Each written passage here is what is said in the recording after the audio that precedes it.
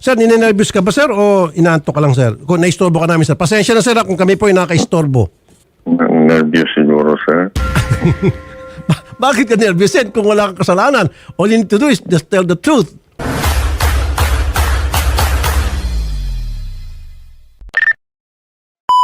Inimbestigahan ni Senator Raffy Tulfo sa Raffy Tulfo in Action ang pagbibigay ng Department of Environment and Natural Resources ng permiso sa Captain's Peak Garden and Resort para makapagpatayo ng istruktura sa gitna ng Chocolate Hills sa Bohol na isang protected area. Nakausap ni Senator Tulfo ang Regional Executive Director ng Department of Environment and Natural Resources Region 7 na si Paquito Melicor Jr. na siya ring chairperson ng Protected Area Management Bureau, PAM. Halatang ninenerbyos si Melicor habang sinasagot ang mga tanong ni Sen Tulfo. Walang maibigay na maayos na sagot si Melicor hanggang sa aminin na lamang niya na siya raw ay ninenerbyos. Nagsimula ang lahat noong taong 2005 nang mabenta ang nasabing lot sa isang nagngangalang Edgar Buton. Taong 2018, nag-apply si Buton ng permit sa PAM para sa pagpapatayo ng viewing deck at treehouse sa Captain's Peak, na agad namang pinagbigyan ng PAM sa pamamagitan ng pagpapalabas ng Resolution No. 01, Series of 20 hinggil dito. Ito ay kahit walang Special Use Agreement in Protected Areas, SAPA, mula sa PAM na kailangan ayon sa Expanded National Integrated Protected Area System Act of 2018 o INIPAS Act of 2018. Yung Chocolate Hills, noong 1997, under Proclamation 1037, ang Pangulo niya at that time is si President Fidel B. Ramos. Tama po. Idineklara po na protected area ang Chocolate Hills. So, ibig sabihin, protected area yan, hindi ka pwedeng maglagay dyan ng struktura tulad nitong sa Captain's Peak Garden and Resort, which is a business enterprise. Of course, later on, nagkaroon ng INIPAS Act. Yung INIPAS Act of 2018, nireinforced lang po yung Proclamation 1037, pinagtitibay at lahat ng mga nakapaloob doon.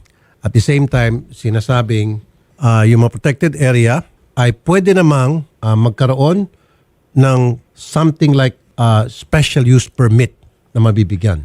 At ano po yung mga special use permit? Mamaya ipapaliwanag sa atin yan ng mga taga-DNR. Kung tawagin ay SAPA. Pwede po nating makausap, Idol Raffy, si Attorney Jamie Villamor. Siya po yung chairman po ng Provincial Board Committee on Environment Bohol, Idol Raffy. Siya yung unang umaksyon nung magkaroon ng article sa isang local newspaper in 2022. Agad-agad, ni-request ni Attorney Villamor sa DNR na ipasara. Opo. At anong ginawa ng DNR? I don't know. Alamin natin. Ang daming mga ayaw makipag-usap na sa atin all of a sudden. Lahat sila nagsitaguan na. Sige, tago pa more.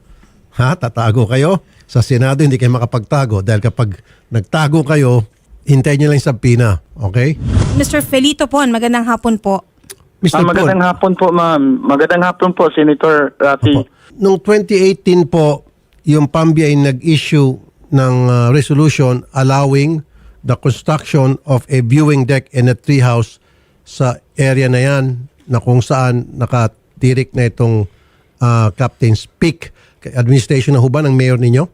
Taong 2019, nagkaroon ng soft opening ang Captain's Peak Garden and Resort para sa viewing deck at treehouse nito. Taong 2020, nagpalabas ang LGU Sagbayan ng Mayor's Permit na pinapayagan ang Captain's Peak na mag-operate kahit na hindi ito sumunod sa pag-secure ng Environmental Compliance Clearance. Taong 2022, nag-issue ang PAM ng Resolution No. 27, Series of 2022 na pinapayagan ang pagpapagawa ng swimming pool, slides, wave pool, dressing room, function hall, 10 cottages, at 10 rentable rooms. August 29, 2023, nagsagawa ng investigasyon in aid of legislation ang sangguniang panlalawigan sa pamamagitan ng Committee on Environment tungkol sa presensya ng resort sa gitna ng Chocolate Hills. Inirekomenda ng sanggunian na i-endorso ang issue sa Department of Environment and Natural Resources at PAM na may kapangyarihang magpatigil ng operasyon ng Captain's Peak. September 6, 2023, nagpalabas ang Department of Environment and Natural Resources ng temporary closure order para sa Captain's Peak. Yung sa 2018 po, Senator? Opo. Hindi pa po siya mayor. 2019 pa po siya naging mayor. Yung former po, Ricardo Suarez. Okay. Pero yung ngayon po, kayo po? Restituto Kiao Suarez III.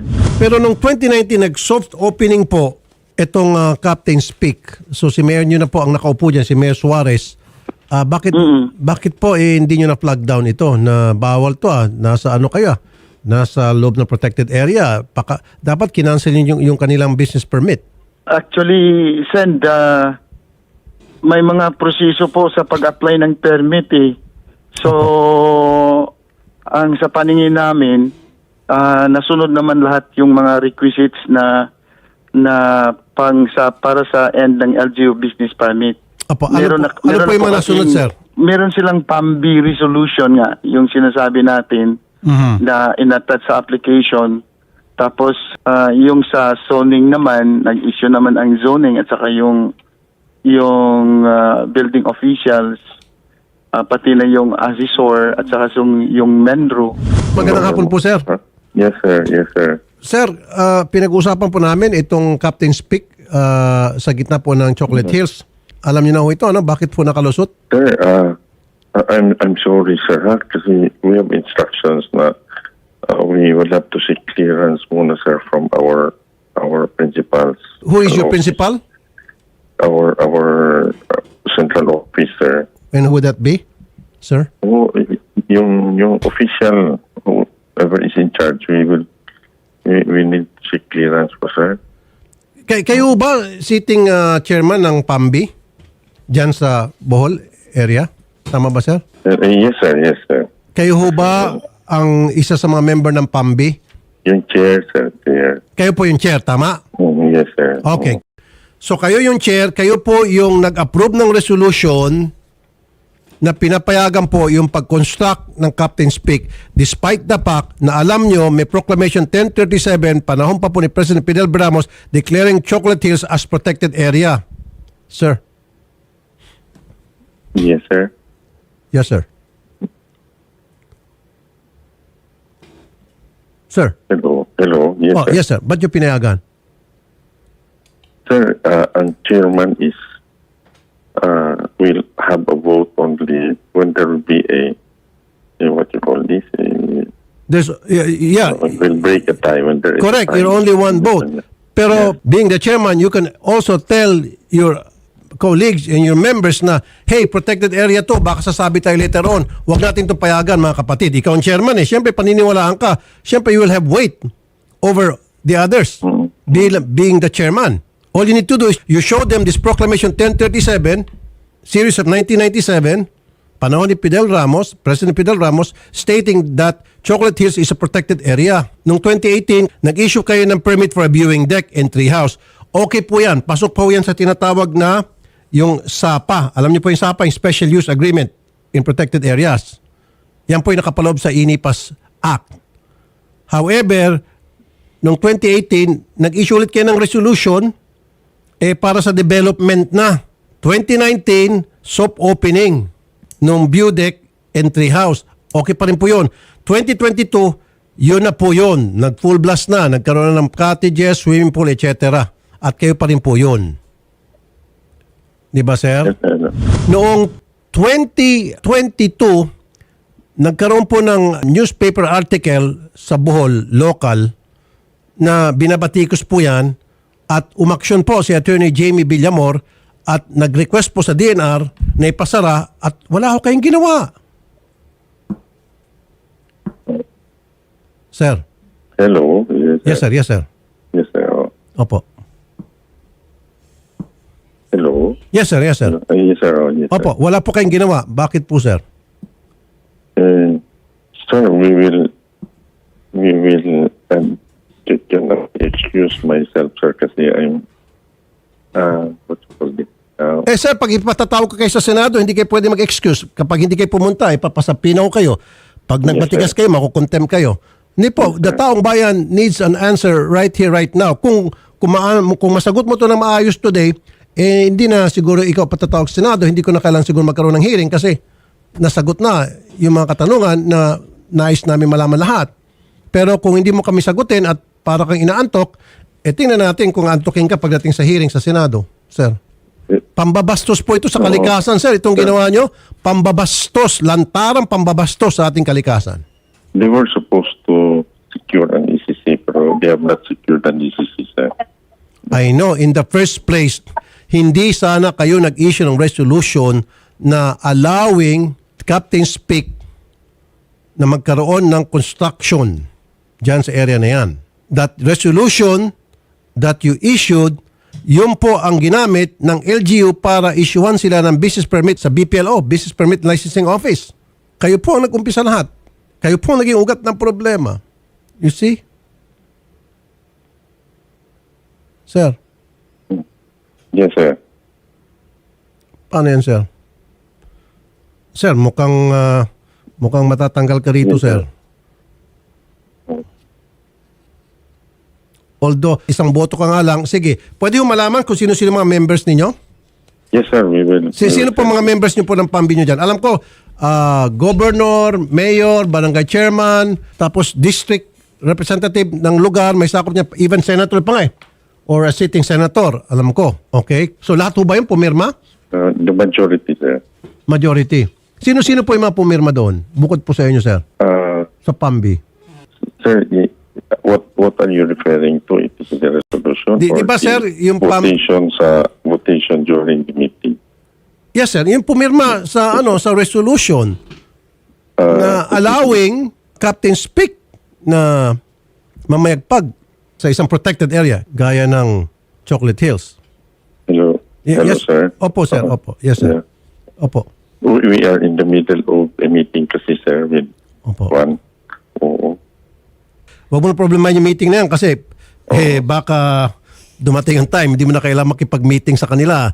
Ang meeting mo na lang, magmi-meeting ka na lang sa sa retirement mo. Maaga kang mag-retire dito, sir. Napakalaking violation to, sir. Ang daming batas na na-violate nyo dito. Lantarang, sir. Yes, sir, we will just explain it, sir, in due time. Okay, sige. Ganito na lang, sir. Nahiya ka mag-explain ngayon. So, ako po ay magpapile ng resolution in EDUP legislation para imbestigahan ito. Kasama ka dun, sir, sa ipapatawag. Ikaw po yung top of the list. Ang una po namin ipatatawag. Okay, sir?